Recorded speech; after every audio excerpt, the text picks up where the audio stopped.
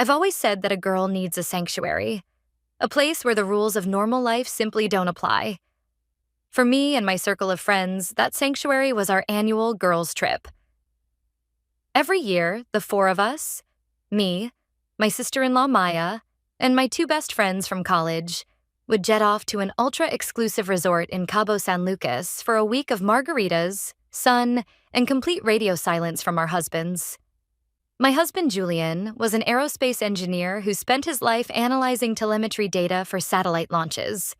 He was predictable, quiet, and incredibly trusting. When I packed my bags, he simply kissed my forehead, handed me a sleek, new designer smart suitcase he'd bought me for our anniversary, and told me to have a restful week. "You work so hard, Vanessa," he said, helping me load the heavy bag into the Uber. "Just turn your phone off. Disconnect. I'll handle the house." I felt a slight prick of guilt, but the moment the plane wheels left the tarmac, it vanished. There was no girls' trip. Well, not exactly. Maya and the girls were there, but they were my alibi. The real reason I couldn't wait to get to Mexico was Christian, a wealthy, smooth-talking luxury yacht broker I had met at a boat show 6 months prior. Christian had rented a private villa overlooking the ocean, complete with the infinity pool and a private chef. The plan was flawless. Maya and the girls would stay at the main resort, taking photos, tagging me in old group pictures and posting vague updates to make it look like I was right there with them. Meanwhile, I would be 3 miles down the coast, living a completely different life in Christian's villa. My friends were my fortress. We had a pact. What happens in Cabo stays in Cabo. For 5 days, the system worked beautifully. I kept my phone on airplane mode, only turning it on for 3 minutes a day to send Julian a scripted, "Good night, honey, love you" text. I was completely insulated. I was certain that as long as my friends kept the secret, Julian would remain blissfully oblivious in his world of satellite data. The illusion shattered on our final night. Christian had thrown a massive beachside party at the villa to celebrate a multi-million-dollar yacht sale. The music was loud, the champagne was flowing, and I was wearing a stunning backless emerald dress. I was standing on the terrace laughing with Christian when my phone suddenly buzzed in my clutch. It wasn't a text message. It was an automated email notification from the luxury smart suitcase Julian had bought me. The notification read, "Critical device. Unlink, cargo item 01 removed from main chassis, attempting to re-establish telemetry." I frowned, looking down at the screen. I had left the suitcase locked in the master suite of Christian's villa. I excused myself and hurried upstairs to the bedroom. When I opened the heavy wooden doors, my heart stopped. My suitcase wasn't locked in the closet. It was sitting on the center of the bed, completely open. But it hadn't been broken into.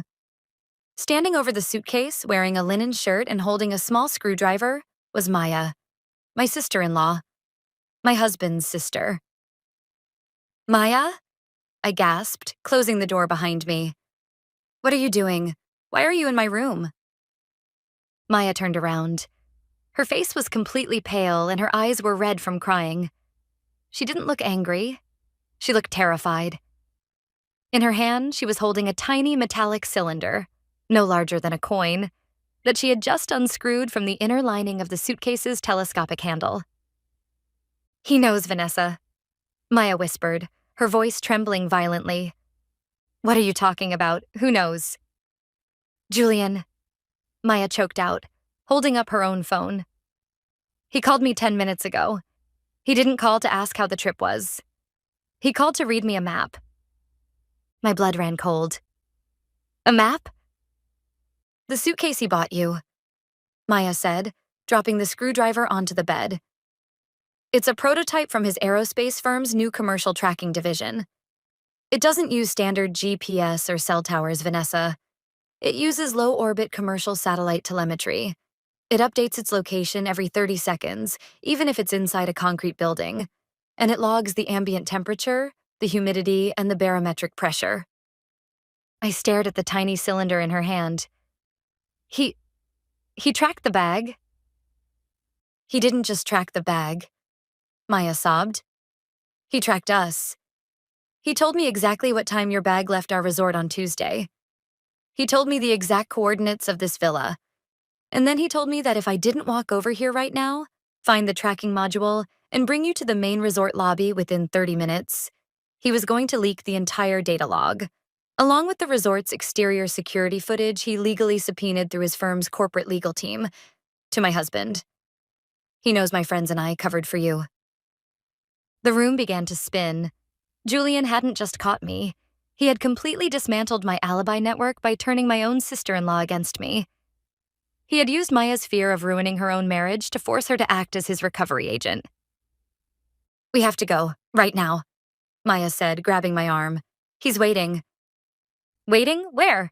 He's in Chicago." "No, Vanessa, he's downstairs."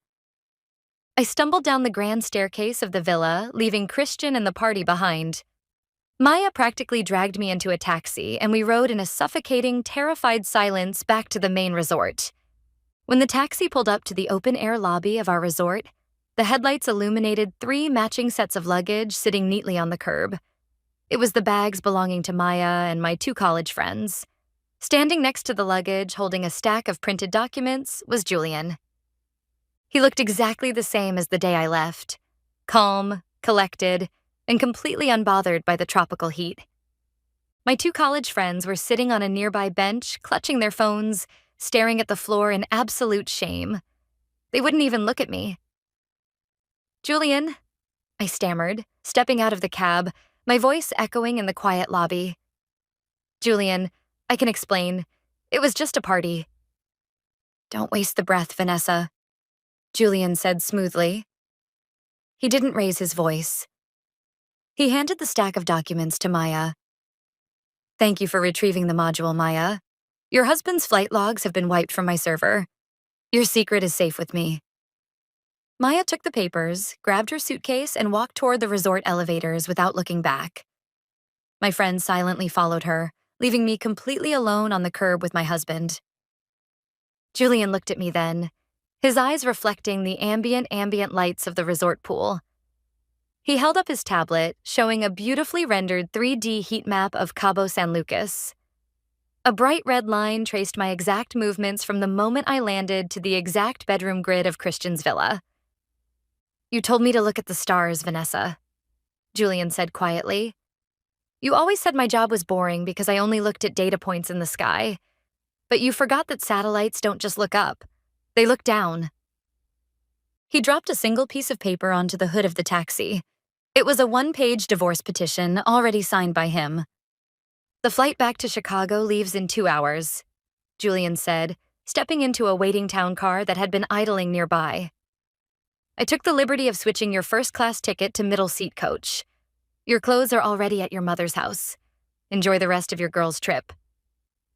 The town car pulled away, leaving me standing on the curb in my expensive emerald dress, surrounded by my own luggage, realizing that in a world governed by global telemetry, there is no such thing as a sanctuary. I had spent years trying to escape his data, only to realize that the sky had been watching me the entire time.